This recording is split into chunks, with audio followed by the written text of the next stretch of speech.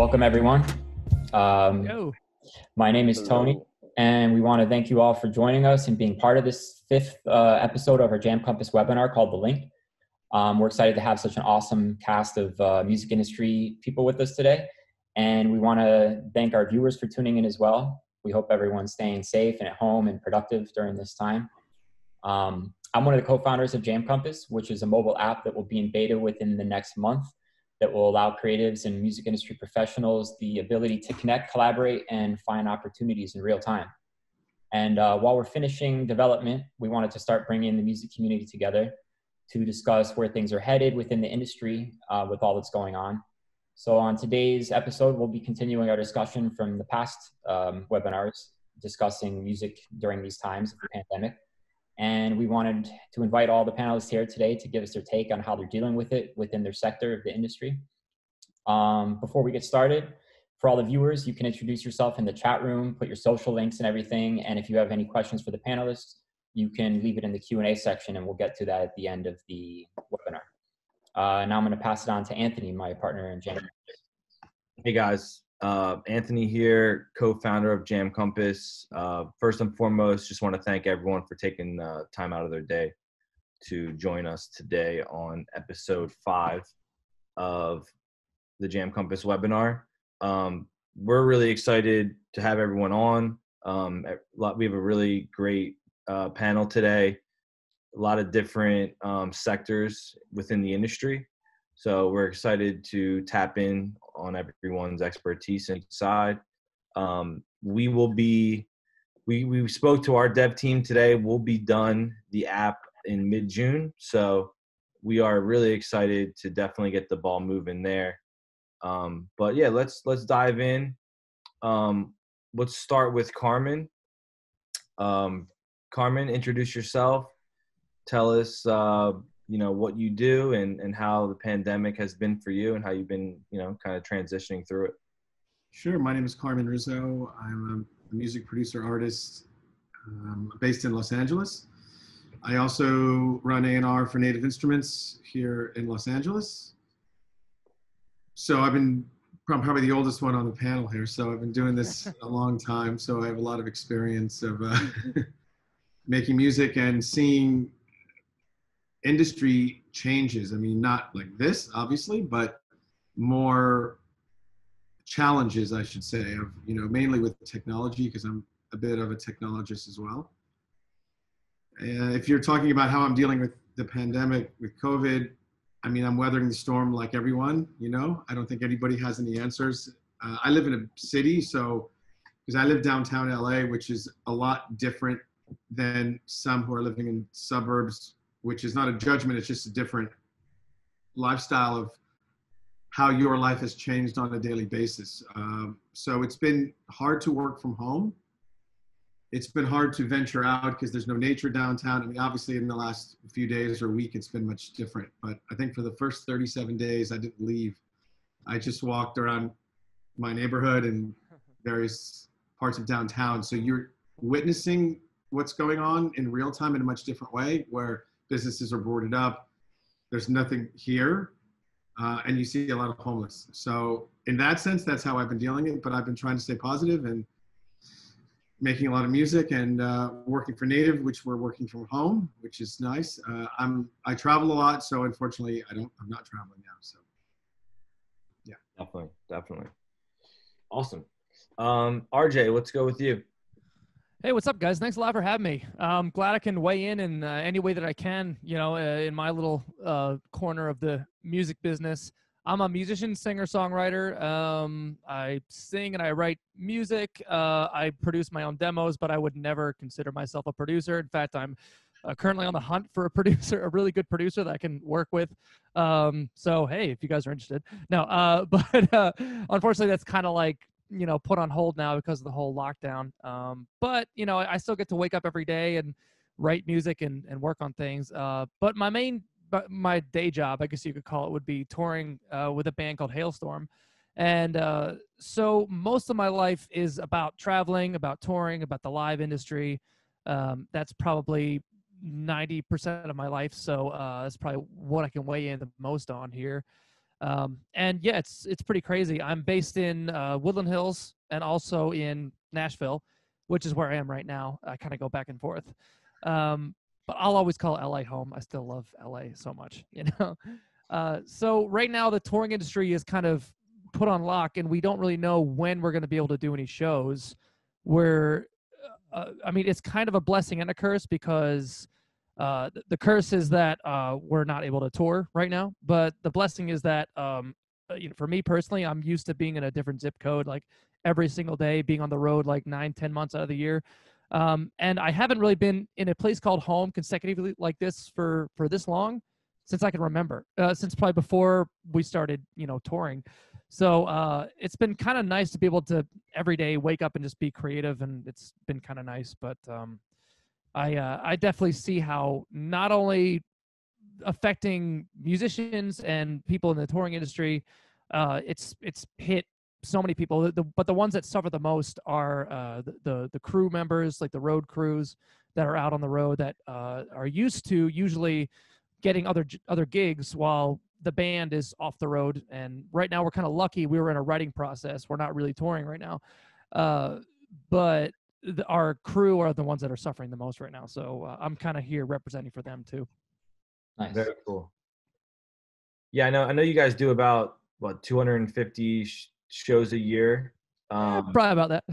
Yeah, so it's been about 10 years for me personally that I haven't, you know, traveled, you know, for this amount of time.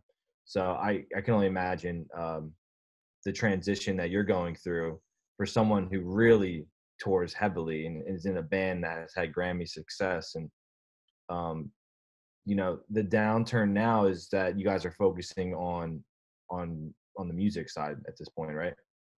Yeah, I mean, that's kind of I guess we kind of got lucky because we've been around for a long time and we've kind of established ourselves. We're not really going to lose too much from taking this much time off. Again, our crew are the ones that are really having a hard time, but I do know like a lot of newer bands, up and coming bands that have just released debut albums, and we know the importance of when you release your first album, you really got to hustle that record. You got to push and tour and promote it and do everything you can, put 100% of yourself into it. And now that they can't really do shows, they can't promote their albums. It's been affecting a lot of newer bands in a bad way. Yeah, I bet. All right, awesome. Let's go over to Modi. What's up, everybody? Modi here. I'm in downtown Los Angeles actually as well, but I'm from Washington, D.C. Nice. I don't really know how to categorize myself, but at this point, I guess I'm music industry. I started, I guess, getting into the game through a music festival I founded with a few friends called Trillectro, which was kind of like a hip hop / dance music festival. Started in 2012. Promoter as well. You know, first show I ever did was with Kendrick Lamar in 2011, and that was how I started in the game. And it's been up and down since then. But and yeah, I worked in brand marketing for a bit. I was at Nike in Oregon for a few years.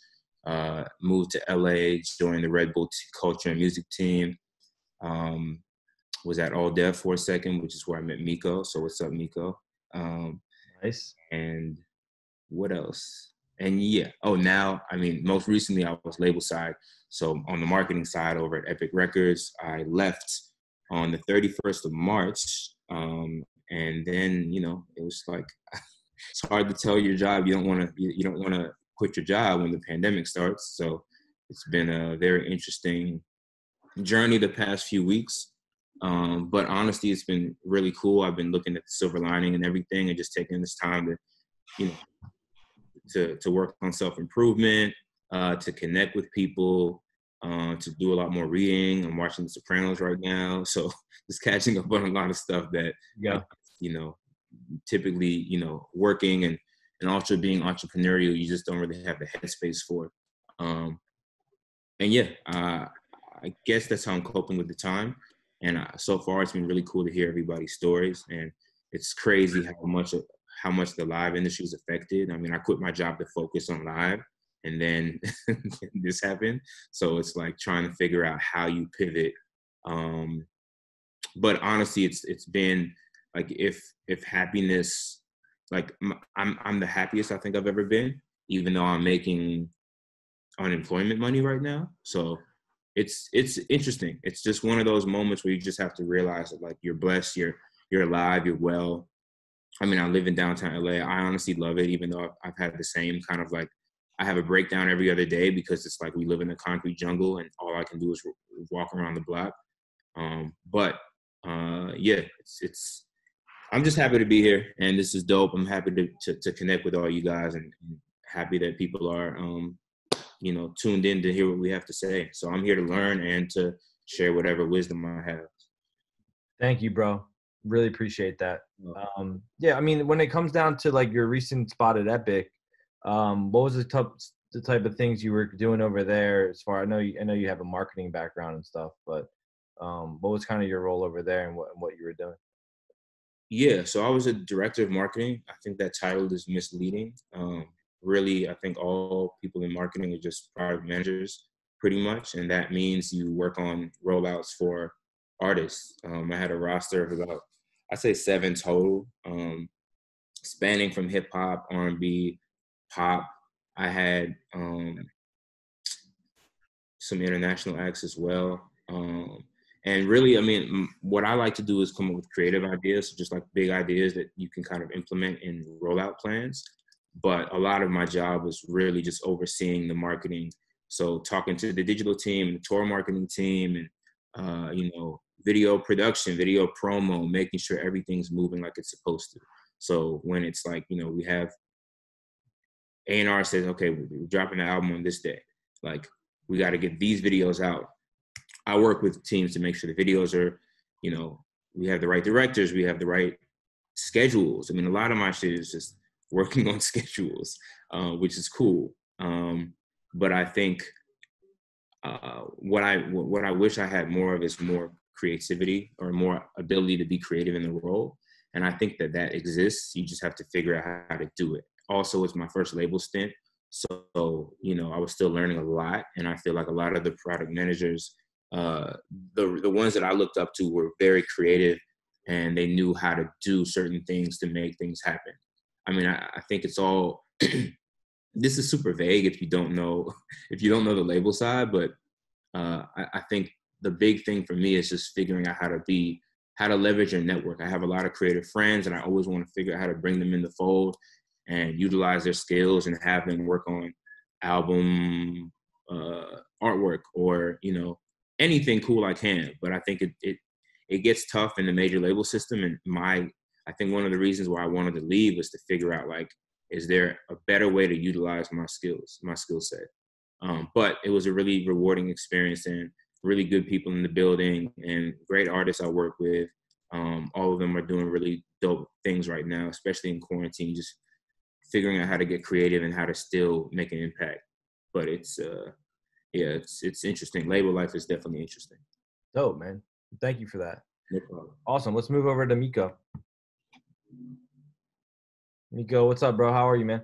Good. Hey, everyone. So my name is Miko. I come from the music media and content side of things. Currently, I'm the head of talent and artist relations over at Fuse Media. We are a youth and music-focused, like, multicultural media network that ideates, develops, and produces linear and nonlinear content, which means television and online digital platforms. Essentially, in my role, I help identify music and celebrity talent to put into our TV and digital programming, slate for new and existing series and shows. So I work directly with, like, the PR labels, guys like Modi, the artist management teams, to strategize and create fun and engaging content around their artists, which serves our audience, but also opens up theirs. And, the content will help support, usually around an artist's release, or, be a part of their rollout. And then previously, I was at All That Digital for 3.5, 4 years, where I oversaw content partnerships, led all of our label relations efforts, met Modi there, took some tutelage under him for a bit. And then outside of that, I offer some consulting services to brands that want to work in the music space, and actually learned a lot from Modi on that end as well. And yeah, that's a little bit of my, brief history. But, I think during this time, content is super crucial through all mediums. Some troubles that we're facing on our end as a larger media network is, the lack, the fact that we just can't shoot higher scale productions, and that is kind of just in limbo right now. So that's kind of the pressing issue for someone like us. Yep, absolutely. I mean, is there any knowledge on when that filming can come back again? I mean, I know it's kind of like illegal at the moment, right? Yeah. Well, I think most companies are just paying close attention to what the government says and what's being reported, and waiting until we get that final date. And then obviously a lot of production companies right now are starting to put in safety precautions and measures and outlines of best steps forward, and creating that kind of outline for how when we do have the opportunity to shoot again, how it's going to run, because it's not going to run how it used to before, especially when you're putting crew, talent, artists, everybody kind of in a group gathering. Right. And I saw being familiar with Fuse, you guys have talent on board that then collaborates with Trippie Redd and all these big artists, correct? Is that how you guys are structured? Yeah, definitely. I mean, we work on a pretty broad scale, across hip hop and different genres, anything that kind of pertains to music or youth culture. But we do have a lot of talent that we, work with on a regular basis, and then always kind of looking for the next and upcoming people to spotlight on television and our shows. Very cool. Yeah, Fuse is a really great platform. Okay, Austin, let's move over to Mindfull. Hey guys, thank you so much for having me. I'm Jody, or Mindfull. I'm a Toronto-based songwriter, producer, mixer. I actually started out in the Toronto hip-hop scene as an audio engineer in a really cool time when people were like Daniel Caesar and Nav were coming up in the same circle. So everyone was working together, and it was this kind of very robust culture that we were all working on. We got to experiment with a lot of music and make a lot of new music. So it was really cool and an awesome time to come up as an engineer or producer, whoever was working in music at that time. From there, moved into pop production and worked really hard and got some placements with a guy named Francesco Yates, who was signed to Warner Records at the time. And most recently, I started developing this international pop singer based out of Greece. I really wanted to discover new sounds with my production, and I thought maybe working with someone that wasn't necessarily from North America would bring new sounds, new ideas to my production. Very cool. Yeah. That's what do you? How's it been for you during the quarantine? Are you doing a lot of Zoom sessions? Are you working? I actually had a really unique take. So that international pop singer I was talking about was in Toronto at the time that this all happened. I was putting her up in my place, and we actually got quarantined together and managed to just say, you know what, instead of being like, let's look at the bad side of this. And I mean, it sucked, but we found a way to be really productive. And in the course of a few weeks, until she went back to her country, we managed to finish about 18 songs, start to finish, full vocals, full production and everything. So it was just a time of getting things done. I mean, there was hardships though. I was supposed to go to this really cool songwriting camp in Santorini at Black Rock Studios. And that got pushed. That was supposed to happen in April. And I was also supposed to go to LA for a bunch of sessions, and that got pushed. So I guess whole idea of this is just learning to adapt, and like you said, Zoom sessions or collaborating through Dropbox and sending files to each other. Yeah, it's been really cool to kind of just do Zoom sessions on my own with some people, and like the capabilities of actually being able to use your mouse and touch their session. Totally. It's really, really like going to be the future for sure. 100%. Obviously, there's a little lag right now, but as internet gets stronger, I think that's definitely going to be a major piece of collaboration moving forward. Yeah, I completely agree. And working with artists from across the world in a split second it's just amazing to even think about. Yeah, that's definitely one silver lining piece for the music business through all this for sure. All right, awesome. I want to go back to Carmen real quick. I want to touch more on what you do at Native, what you guys have been working on. I know a lot of companies have been in that sector have been releasing some really dope plugins or like putting out promotions and discounts and all that type of stuff. So if you could touch on any of that. I would say most software companies are doing really well, which is not easy to say because most people are struggling, not only financially, but guidance, because whether you're successful or not, whether you're touring at a small stage or a big stage, you have some sort of a strategy or a roadmap. But now that that's been cut, no one has answers, right? So everyone's making music in some fashion, Yep. So companies like Native are doing well, I can say, because people are buying software. It's easy to download. People are not going to stores, so they're cutting out the distributors and they're buying direct. So for any of the manufacturers, if you're buying hardware, it's a better split because they're going direct. In the sense of helping the community, we were one of the first, like others, to give away free software. We gave away Analog Dreams for like 1 month, which was a VST plugin. A lot of companies have been doing great things. We're about, I don't think this is confidential, but we're about to give away a lot of money very soon, I think in June, end of June. So we're gathering a bunch of cool artists that are gathering sound packs and presets, and we're bundling it as one thing, and we're raising a crap load of money that we're going to give away to charity to help music makers who are in need. So in that sense, we're doing our best to give back to people who are suffering, That's awesome. Yeah. Yeah, it's really great to hear because Native Instruments has such a major, I feel like they're just such a major player in the space. So you guys taking an initiative there is great for the community.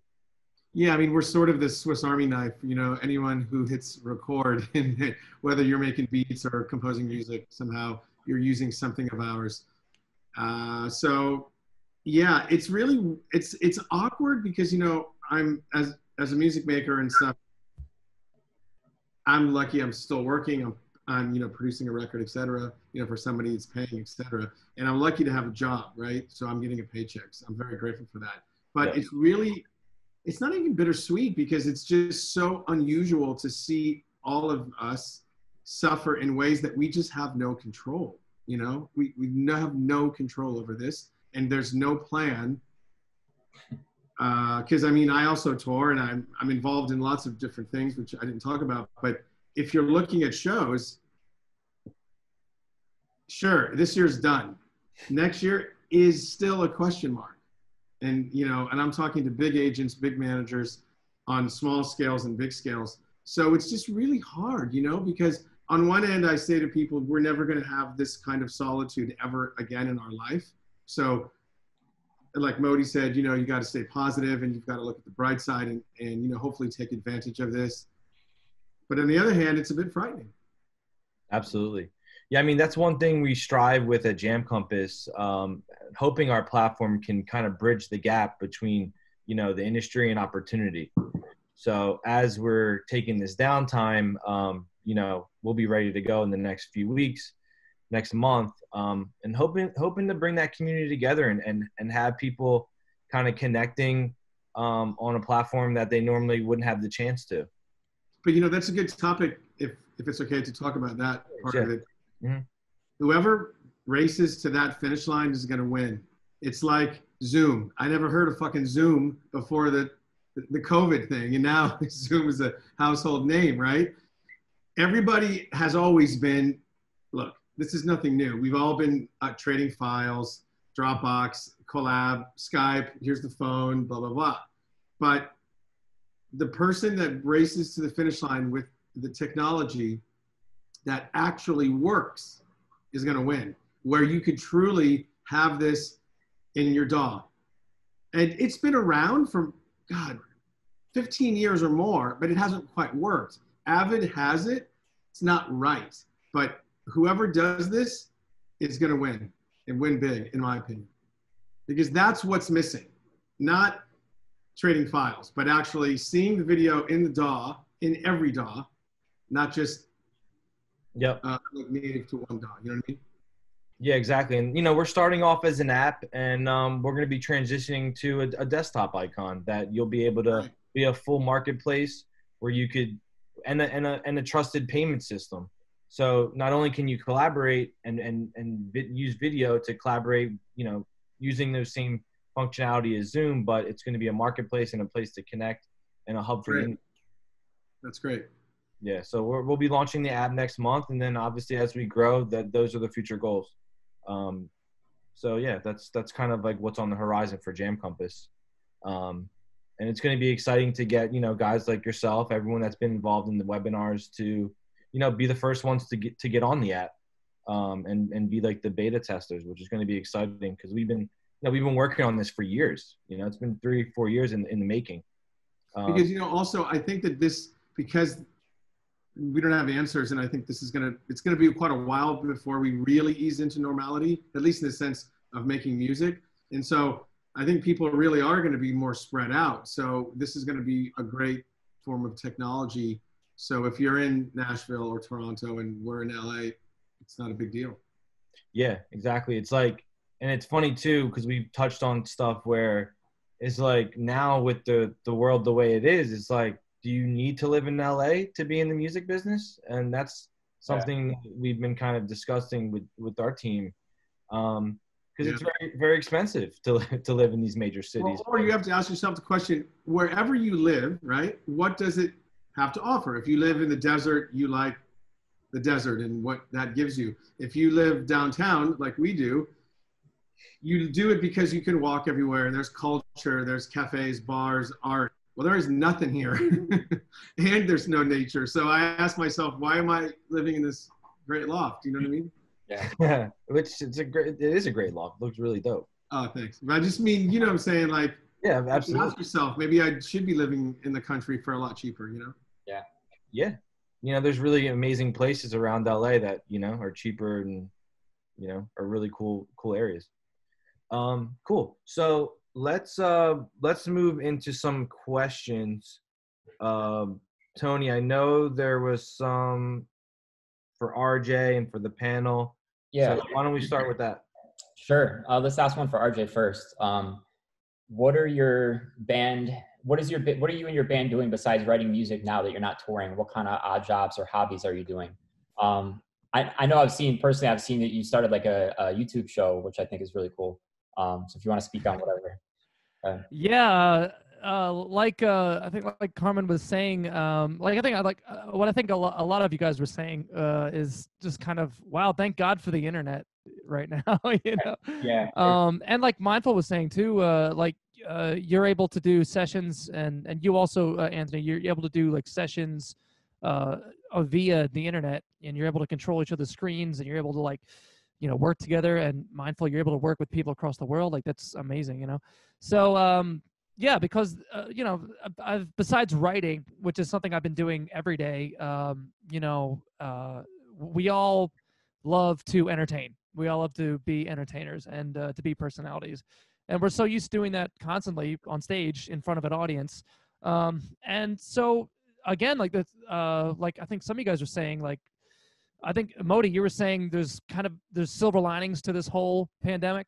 And one of mine is the opportunity to branch out into other art forms, but even outside of music itself, into other passions that I'm into.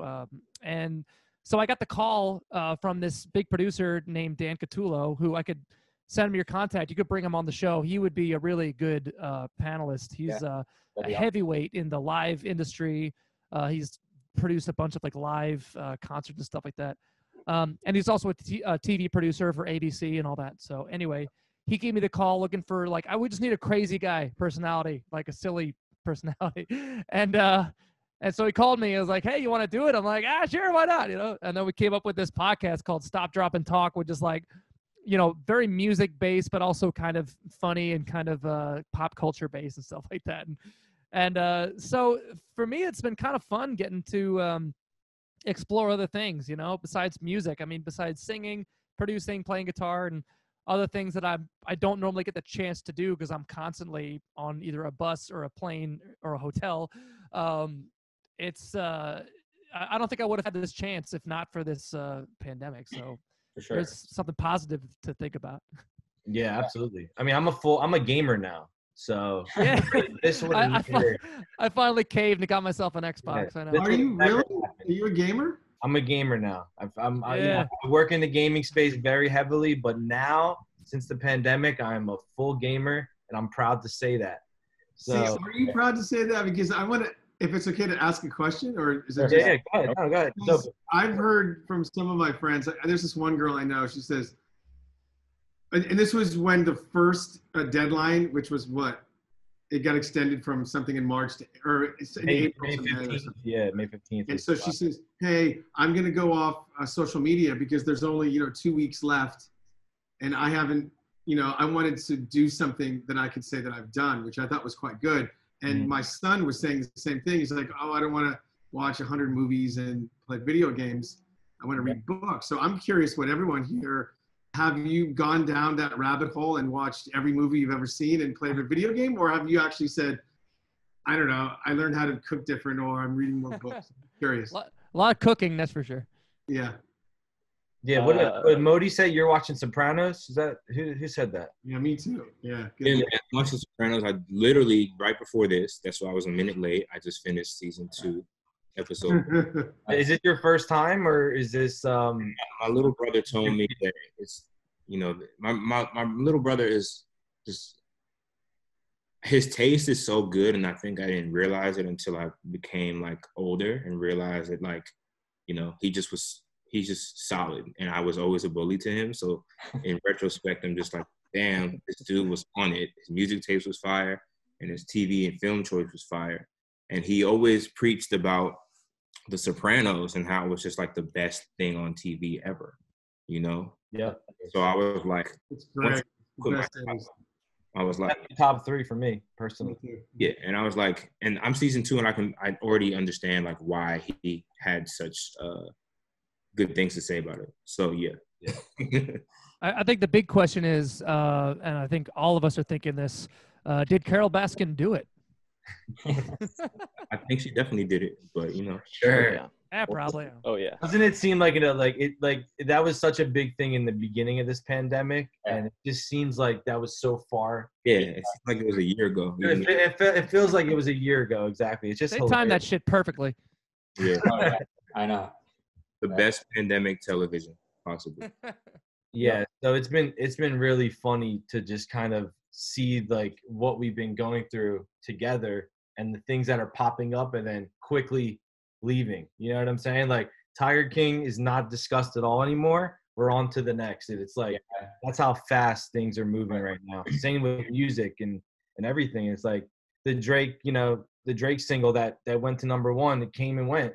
And it's like, it's like, this is where we're at. The clubs can't touch any records or get anything out there. The DJs are basically like useless instead of the live streams to like push music. So, But that raises a really good question. I'm curious what everyone else thinks, because I have this conversation all the time with people, and one could argue it's a good time to put out music, whether you're a small artist or a big artist, and some people say no because you can't tour and support it. I mean, I think people should be putting out music. I don't think you should wait, but I'm curious, what do all of you think? Personally, from doing, with what I do besides Jam Compass is do major label marketing campaigns. So we just did a campaign for Kehlani last week, NBA Youngboy the week before, and it's expensive to put out music. And if you don't have the tools, I think, encompassing a release, whether it's touring, whether it's getting it out to the network, it's really expensive to really get the word out and get traction. Or things can happen organically, like, you know, Rizzo, who we've had on the webinar. You know, I spoke with his manager yesterday because we're working on some marketing stuff, and they spend not a dime. And that record did 20 million TikTok videos. So it's like, that's the future. It comes down to the music at the end of the day, you know, and you kind of get the music, but it also comes down with a strategy, and not all strategies cost a lot of money. The strategy costs a lot of money, but then there's also the strategy of just throwing it out there and see if it sticks. Sure. And a little girl in Wisconsin makes a TikTok video, and the next thing you know, the Kardashians are doing it to your song. So yeah, like it's either, or you have an insane platform like Drake where you could have the ability to break a record overnight solely on your platform. I think someone like Drake is not a good example, because when those names come up, I say it's not fair, because if you're Drake or Radiohead or whoever, it doesn't mean you're just going to drop it during a fucking pandemic or not, and people are going to race to it. So it's, you know what I mean? Yeah, it's tough times, honestly. I'm personally holding off on releasing some of these bigger records I have with big rappers based off of like their club records. And if I can't tour myself or play a club record in the club, or the DJs can't play it, well, then I'm just going to have to push that off till next year. But then you're banking on music that's timeless. Yeah. Luckily, like, this record in particular has a timeless feel, but it's a gamble, you know? It could be completely, you know, a grunge rock band could come out in 6 months after writing the most insane album that changes culture and sound of music. And, you know, 6 months to 8 months, and the whole sound of music could shift, you know? So do you think the lack of music being released could be an advantage to some artists right now? Possibly. Yeah. Possibly. I don't know. It's tough, man. It's tough. I mean, you know, having a platform as a big artist right now definitely does help and gives an advantage on releasing music. I will say that. But yeah, I guess it makes sense. You want all cylinders running when you release like a new artist or a new album. You want not only the club, the radio, the, you know, distribution, but you also want the hardcore pound the pavement canvassing of going on the road and playing shows, right? Yeah, exactly. And then, you know, it's also like, I'm also seeing, I think everyone's kind of seeing too, with some of these bigger artists or other artists, like they're putting out music they might not have been putting out because maybe they're saving their bigger stuff for the actual tours and stuff. And maybe, you know, I know a lot of artists are sitting on a ton of music just in general. So releasing stuff that, you know, you might not necessarily anticipated releasing this year, but you know what? Now we're in a pandemic. Yeah. Let's do some experimental releases and see what's sticking. And maybe it's a song that the artist really just like loves personally, but like their team is giving them a hard time, or their label might not necessarily think that this is the right direction. Like, I just think there's no rules right now, you know? I think it's kind of just figuring out on how to stay relevant right now too, you know, But I think that is the key, because you're mentioning records that are more club-based kind of thing, where maybe, or records that are maybe more, you have to support it from a tour. Let's say you're a legacy artist. Mm-hmm. But I still support, you need to put music out just to keep, you don't have to put an album out. You can put a single out. You can put a different kind of collaboration. But I'm a supporter of giving people reminders that you're still out there as a music maker. A little quarantine EP, like between big record releases or something. Yeah, or you're an artist that you wanted to do that ambient record. Well, now maybe it's the time or something. I don't know. Just creative. I just don't think you should lock the door until the world figures out when we're allowed to like go back to normal. Because I'm preparing to be locked down in the fall. I mean, I don't think anybody's going to argue here. I'm certain once, you know, the weather cools down, people get their fucking rocks off for the summer, the numbers start going up, we're going to be right back into this again. unfortunately, and I hope I'm wrong. It's just that's just how it is. I was speaking to a doctor yesterday. That's just how it is right now. It's a seasonal thing, you know. The summer's hot. The flu in general dies down this period, and the fall in January, February picks up and dies down again in May. So, absolutely, you know. We'll see. China's, you know, locking down certain areas I've been seeing on the news, and you know. Okay, here's a question for everyone. For argument's sake, let's say 2 months from now, it's sort of back to normal. Are you yearning to race back to a nightclub or to a Coachella-style music festival? Are you gonna go? I've heard some people talk about doing like drive-in shows, I've heard like about where that too. you It's you cool. drive your car in.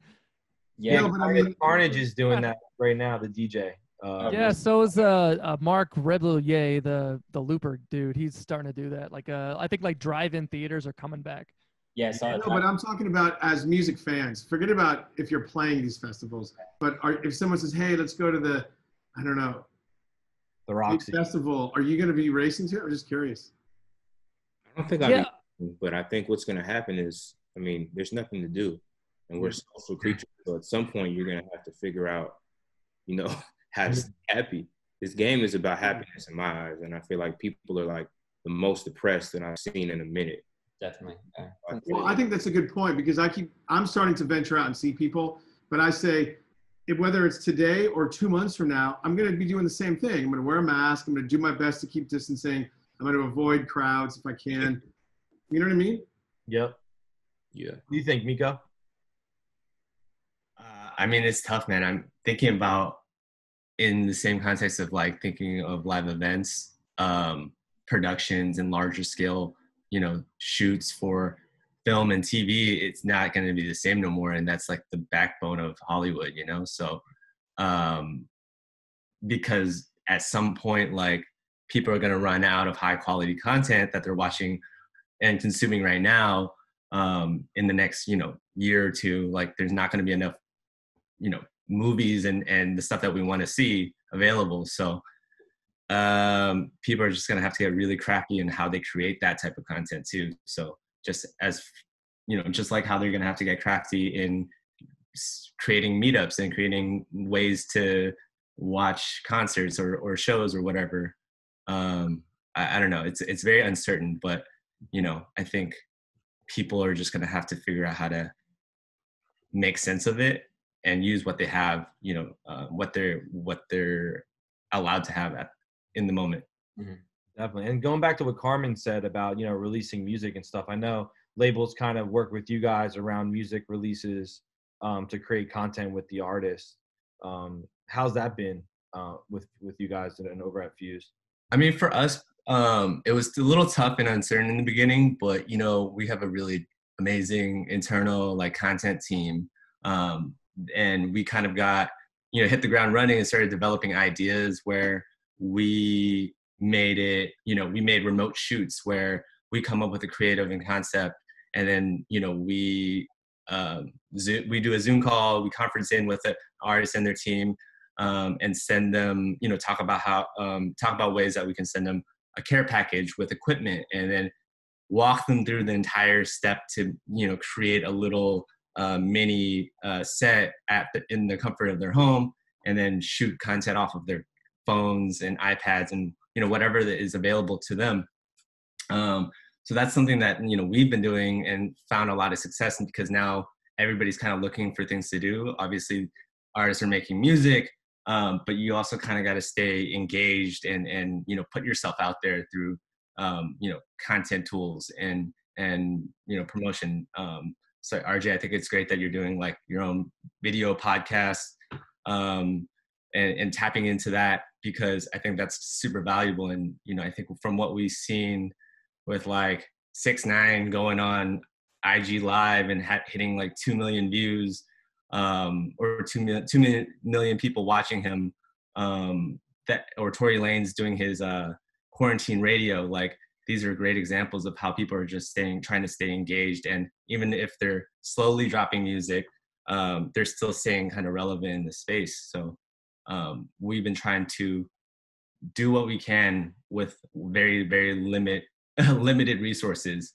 But everybody's been very cooperative, you know, because I think they understand the value of showing their face and showing, you know, if they have more to say about certain music or projects. But I have a question, because I've heard from some managers and agents that they're slowing down on the live streams. Maybe the podcasting might be different, perhaps, but there's such a saturation of people like in their kitchen, you know, in their underwear DJing. I mean, there's just so much content. I'm not convinced everyone wants to see that. Yeah. And because of the time differences of where people live, I'm finding from people I'm speaking to, they're slowing down. They're like, okay, we're in like month 3 here. We're going to sit back and wait and do something bigger or something different, you know? Yeah. I think ultimately, I feel the same way. Like, you know, at a certain point, I'm like on Instagram, I'm just flipping through like, you know, 20 different lives, and you're like, it's the same thing. There's no real retention either for people to stay and stay locked in and, you know, watch a whole IG live who, you know, that can take however long it may take. I think there's always going to be a need for more structured, premium, higher quality content, because you can only watch so much stuff, you know, that's lo-fi and through the phone. You know, people are going to start looking for stuff that has just more aesthetic appeal and just more, you know, just quality all around. So we're hoping, and, you know, I'm speaking on behalf of, like, you know, obviously Fuse, but I know media companies like Genius and Complex and All Def, and these companies are all trying to provide something that's a little bit, you know, more scripted, more engineered, just, you know, a little bit more quality to it than your typical live stream. Because I think that's just, you know, people need that. Yeah, I think the other thing too is, like, as far as like IG Live itself, it's just like the problem is that it's on our phone and we need our phones. Yeah. So it's like, you know, if a call comes in, FaceTime, text, it's like, it's hard to really stay engaged for the whole time, you know? And I know, like, a lot of apps, and speaking with our development team, and IG does it. It's called like the second screen feature, which I know we're going to start to see a lot of that in other apps very, very soon. I know IG does it well, but still, it's like, we need something more, you know? Because our phone is everything, and we just can't give more than a few minutes really to a lot of these live streams on IG. And, you know, Twitch is obviously, I'm a big fan of Twitch from the gaming space, but the other challenge is that it's very difficult to even live stream on Twitch. A lot of people don't know that it's about $1,500 to $2,000 investment to just buy the equipment to even stream on Twitch. So, you know, this is still the beginning stages, but it's going to be interesting to see how it evolves. Definitely. All right, cool. Yeah, we got about 10 minutes left. Let's answer a couple questions here. Here's one from Brian.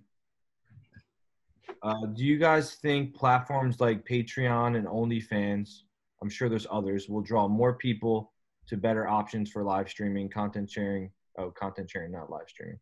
For content sharing. Yeah, what do you guys think? I think it depends who the audience is. I think there are some artists that are trying to perform, right? And there's some artists which are just trying to sell their content, you know, like they're a beat maker and you want to learn how to make beats or something. I think there's a bit of a difference. Don't you agree? Yeah. Yeah, for sure. Yeah, totally. One is entertainment, you get knowledge out of. And, yeah. I know OnlyFans. I mean, I'm hearing from friends and the amount of money that particular, you know, girls are particularly making on OnlyFans, and it's insanity. So, you know, that's the whole thing too with the whole thing with Instagram is that, like, again, you can't monetize those live streams. You can't monetize Instagram unless you're doing brand deals. So, you know, working in the influencer space and having big, like, massive clients in the space, it's like the whole thing for the last 2 years was, how do we monetize your fan base on there and pull them off, you know? So that's why Twitch is such a good avenue to monetize, because you know, you can have your subscription based, you can get paid on ads and the actual viewership. So, but then that's there's a good the challenge. point that you make about the gear, because that's the challenge. Yeah. That's the challenge, because everybody has this problem, or they'll call me and, or this, you know, everybody's talking about it, and a lot of people don't have the kind of money to invest in this. Yeah, and that separates the quality of the stream, though. You know, that's the difference. Is like, and you know, it's like you need a separate computer. You need fast internet, like Ethernet, right into the computer. It's you can't be really running off of Wi-Fi. And you want, in a perfect world, like 2 cameras and. Yep. You know. Yep. And there's like like almost like similar to what we do in the music, like almost like a mixing board of like the screens and different. But I think that's a business that people will pick up on. Like, instead of going to a rehearsal studio, you'll go to a COVID-friendly live stream studio that has all that stuff, and it's COVID-friendly, and you go in with yourself or your band or however your interview thing, and you rent it for 3 hours or 2 hours and you're done, because that's such a bad model. Yep, I agree fully with that. Yeah. Absolutely. And you know, it's cool. I just got connected with this company in LA that actually has, like, they have like 3 different locations. One's in the hills, so a house in the hills, where they have a live stream DJ set up that you can go and basically rent in this insane backdrop. And then there's one like in the hills, like literally on this like pedestal that's like in the middle of the hills with an insane backdrop. So I think people are getting really creative on like the settings, because it's like, if I hopped on IG and started DJing from my room, like, yeah, cool, but I'm going to have, you know, very little viewership. But if I'm in the middle of the hills with an insane backdrop, it'll help keep the viewership. Or you could be a nightclub, you know, you could be a Soho House or H Club or one of those, where you go to their setting and it's just a place to rent, and it feels better. Because see, that's the problem I was having earlier, what Miko was saying about all the live streams. You know, I don't want to see now, 3 months in, someone in their fucking kitchen making pancakes and DJing. I'm kind of over that. I want to see a little bit of production. Mm-hmm. Yep. No, I agree. We're starting to see it too with like the festivals. Insomniac's been doing a good job. Yeah. The Slander guys have been doing a good job of like live streaming from a space with lighting and LEDs and stuff like that. Put a little bit of effort into it. Yeah, I think that's where we need to be. I mean, the whole like DJing in your living room is not going to cut it. I see a lot of people though, like you mentioned, a lot of people are pushing the limits in that space, and I think what's going to happen is just, you know, iteration. You know, at some point there's going to be a standard where there's going to be a kit that you can get that sets you up in whatever space you're in, and you'll be able to have a really dope setup. You know, I know brands are talking about it now because I've been in conversations. They're trying to help these artists get the basics set up so they can stream well. And then there's companies like this one called Stadio. I'm not sure if you guys have heard of it, but they're essentially, and I can email you a deck that they shared, but they're like, I just saw a live stream they put together and it looked like, I thought it was like an actual festival going on. But then I saw the green screen and I was like, oh, this is crazy. So like, I know it's happening. It's just going to take a minute, but you know, like it's so new. Like we're in the weirdest time I think I've ever seen in my life, you know? So I think also, I'm thinking also from the fan perspective. For instance, like in Prague, they're allowing nightclubs up to 200 people, right? So at some point in Los Angeles, I'm going to assume they're going to open up even restaurants. Let's say you have 100 people. I don't know. I think somebody also has to capitalize on, let's say you're in, you know, Toronto, and you're doing a live stream that's a pay-per-view. Mm-hmm. And let's say you barter a restaurant somewhere, and they almost like a pay-per-view where you can come in, you can order drinks, there's a big screen, you're interacting with maybe only 50 people, but it's better than by yourself. I think there's something that as a fan, I wouldn't mind. I would pay more money for a ticket. I mean, imagine if Coachella did a pay-per-view, like how many people would pay for that, you know? A lot. But then where would they be performing is the question. Well, I'm just saying, like, when festivals do come back, you know, like, and there's people all over the world, and I think the pay-per-view model, we're starting to see people testing that. And I think just for additional revenue streams for musicians, I think it's it's something that really needs to be taken serious. No, I mean, I'm doing one this weekend with Seal, and it's through Garcetti, and it's like Chris Martin. It's all these big people, Coldplay, and it's a pay-per-view, and they're raising money. Yeah, that's awesome. I can't wait I want to tune in personally. And I mean, they were supposed to do it at the Hollywood Bowl, but then because they were going to open it up just for the performances with no audience on Saturday, but then they said there's no gear. They like shut the whole place for the year. Yeah, I saw that. Yeah. Yeah, I mean, it's going to be awesome to see this pay-per-view model. I think musicians are really going to be able to take advantage of it when it gets figured out, you know? Yeah, and that's all I'm saying is that there are ways that the honeymoon's over with the bedroom, kitchen, IG streams. I think now is the time for people to really find their lane, to step up the audio, the video, the production, and I think that's going to thrive. Yep. I agree. Well said, Carmen. All right, let's answer one more question, and then we'll wrap this up. Tony, do you want to pick something? Yeah, I mean, there's a question here about streaming. I think maybe for Miko, or not streaming. I'm sorry, syncs. Since there's no like television and TV new stuff being made right now, how's that going to affect sync placements for artists and moving forward? Wait, sorry, say that again. I was saying, since there's no like new television and TV being produced right now, how's that going to affect sync placements for artists? Getting their song on television and TV and all that stuff. I mean, just like everything else, it's just on pause, because that's like a part of the post-production process, and there is no post-production if there's no production. Yeah. Same thing for films, not just TV, but there's a lot of composer friends aren't working now because they've done their work, the films are out. Maybe there's some in production, but there's nothing that anybody can do, right? That's all paused. Yeah. Unless you're a writer, I think in entertainment right now, writers and people who are in development, there's a lot of development being done. Makes sense. As far as it goes, Yeah. Like you said, Miko, it's going to be really interesting to see, one, how long this pans out. Two, what happens when we run out of content, because we all know that there's a lot of stuff in post right now getting edited and all that stuff, but that stuff was filmed before the pandemic. So it's going to be really interesting to see how long this lasts and when that content actually does run out. And hopefully we can get back to somewhat normal, or at least producing these types of things sooner than later. So we'll see.